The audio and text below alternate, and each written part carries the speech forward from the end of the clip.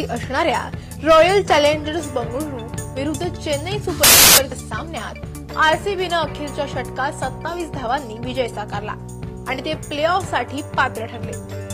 या सामन्यात महेंद्रसिंग धोनी आपली नाराजी लपवू शकला नाही। सामना संपल्यानंतर आरसीबीच्या खेळाडूंचं अभिनंदन न करताच धोनी ड्रेसिंग रूम मध्ये परतल्याचा व्हिडिओ सध्या सोशल मीडियावर व्हायरल होतोय।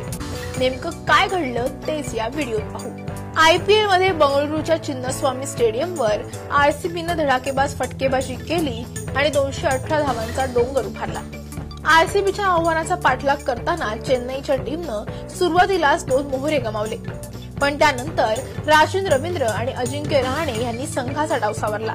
पण ते दोघे बाद झाले आणि रवींद्र जडेजा आणि महेंद्रसिंग धोनी यांच्यावर चेन्नईच्या विजयाची मदार होती। पण धोनी 25 धावांवर बाद झाला आणि त्यानंतर आरसीबीच्या बाजूने सामना फिरला। या सामन्यात आरसीबीला फक्त विजयच पुरेसा नव्हता, तर त्यांना नेट रन रेटचं गणितही साधायचं होतं। यश दयालनं अखेरच्या षटकात उत्तम गोलंदाजी करत विजयासह नेट रन रेटचं गणितही साधलं। महेंद्रसिंग धोनी आणि रवींद्र जडेजा यांनी शेवटपर्यंत संघर्ष केला। त्यांना प्ले-ऑफ गाठण्यासाठी केवळ 9 धावा कमी पडल्या आणि 27 धावांनी त्यांची हार झाली। या सामन्यानंतर बंगळुरूच्या खेळाडूंनी जोरदार सेलिब्रेशन केलं, पण महेंद्रसिंग धोनी या खेळाडूंना हात न मिळवताच पवेलियन मध्ये परतल्यानं त्याच्यावर टीका होऊ लागली।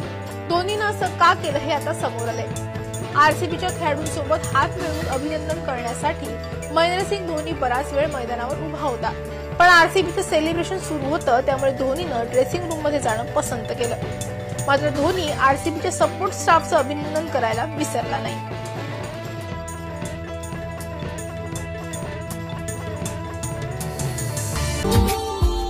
Subscribe now and press the bell icon.